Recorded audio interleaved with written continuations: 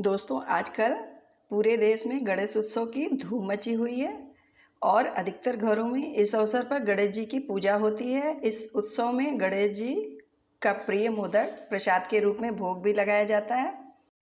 तो आज मैं आपके लिए बेहद आसान और घर में ही खाए जाने वाले मखाने के मोदक की रेसिपी लेकर आई हूँ, जिससे बहुत ही स्वादिष्ट, जल्दी और हेल्दी मोदक बनके तैयार होगा। तो चलिए हम इसे बनाना शुरू करते हैं।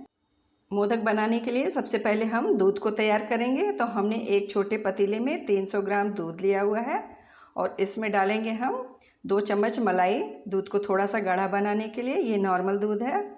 और इसके बाद हम डाल देंगे 1/4 कटोरी चीनी मिठास के लिए और 20 से 25 धागे हम केसर के डाल के दूध को अच्छी तरह से मिक्स करके इसे दूध को हम तैयार कर लेंगे। तो अपने दूध को हम अपनी गैस पे रख के थोड़ा सा इसे हम पकाएंगे। तो दूध को हम इतना ही पकाएंगे जिससे कि दूध के अंदर केसर का रंग उतर आए। तो दूध में हल्का पीलापन आ गया, हमने गैस को बंद कर दिया हुआ है और इसे हम ठंडा होने के लिए एक साइड रख देंगे।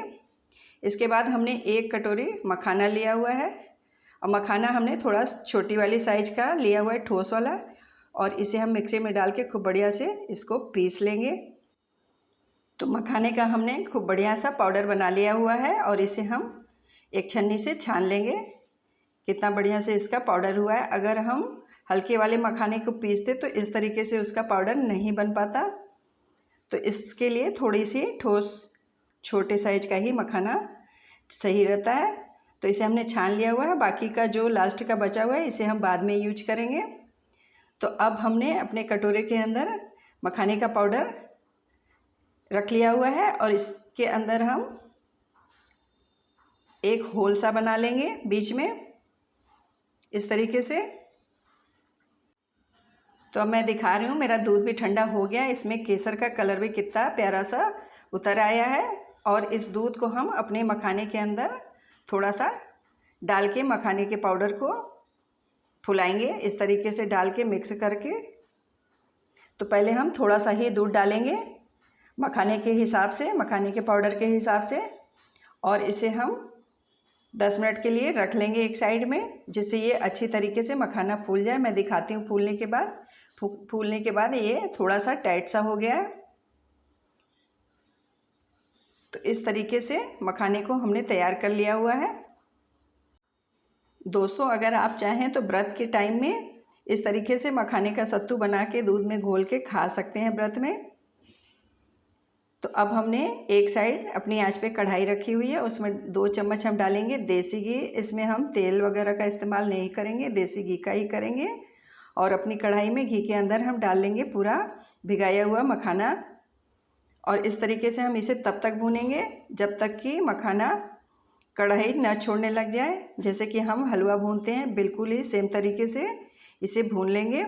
और इसमें अलग से चीनी वगैरह हम नहीं डालेंगे, क्योंकि हमने दूध के अंदर ही चीनी केसर सब डाल दिया हुआ था।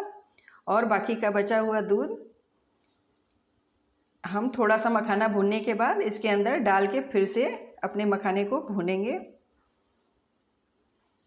दोस्तों, बाज़ार में तो कई तरह के मोदक बिकते हैं, कहीं मेवे का, कहीं खोए का, तो कहीं बेसन की बूंदी का।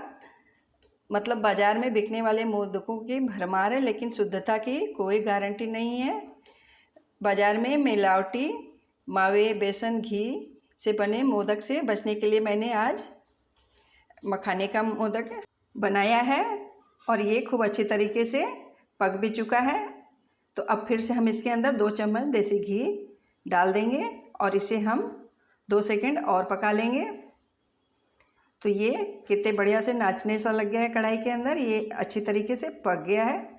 तो अब हम इसे एक प्लेट में ट्रांसफ़र कर लेंगे और इसे हम थोड़ा सा ठंडा होने के लिए रख देंगे। ठंडा होने के बाद ही हम इसका मोदक तैयार करेंगे।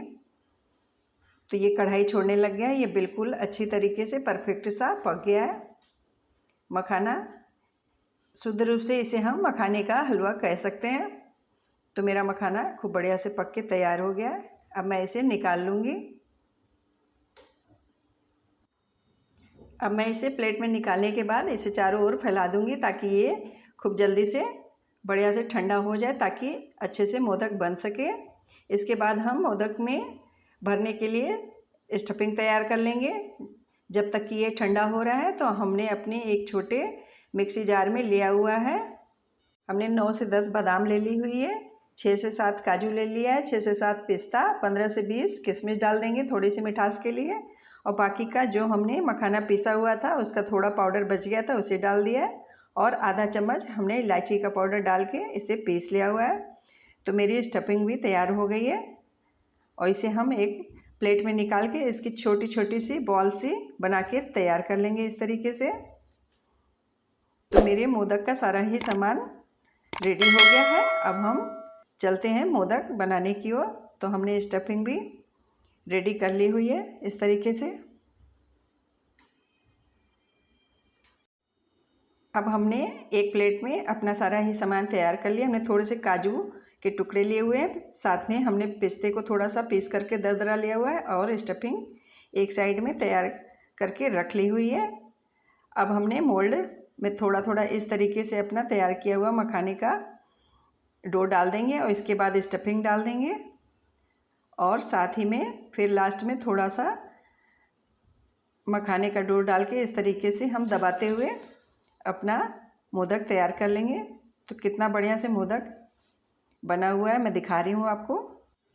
तो दूसरा मोदक हम आपको दूसरे तरीके से तैयार करके दिखा रहे हैं।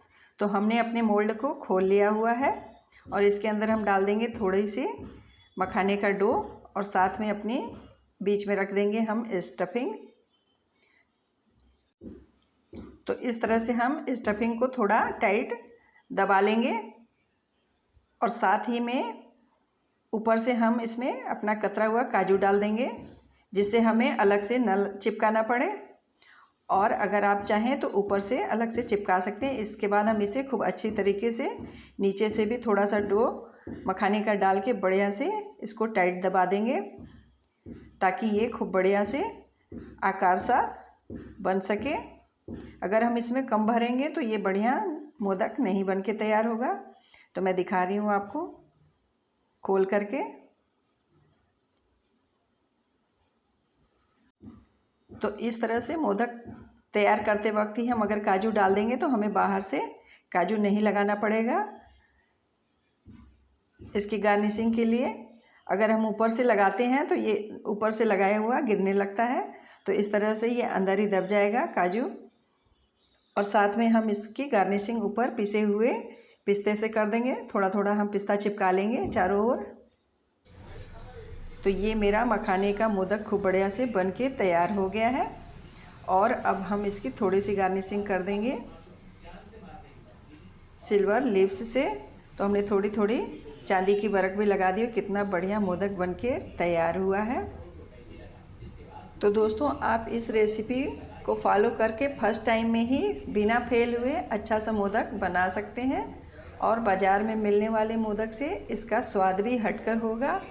इस मोदक की सबसे अच्छी बात यह है कि हम त्यौहार पर मिलने वाले मिलावटी खोए से बचकर घर पर ही शुद्ध मिठाई का भोग अपने भगवान के लिए तैयार कर सकते हैं। तो कैसा लगा आपको मेरे मखाने का मोदक, आप हमें कमेंट करके ज़रूर ही बताइएगा। अगर आपको मखाना मोदक की रेसिपी अच्छी लगी तो इसे प्लीज़ लाइक शेयर सब्सक्राइब ज़रूर ही कर दें। मिलते हैं फिर किसी और रेसिपी के साथ। इस तरह से मखाना मोदक को बना के आप व्रत में भी खा सकते हैं। इसे आप हफ्ता तक रख सकते हैं, ये ख़राब नहीं होगा। Thank you.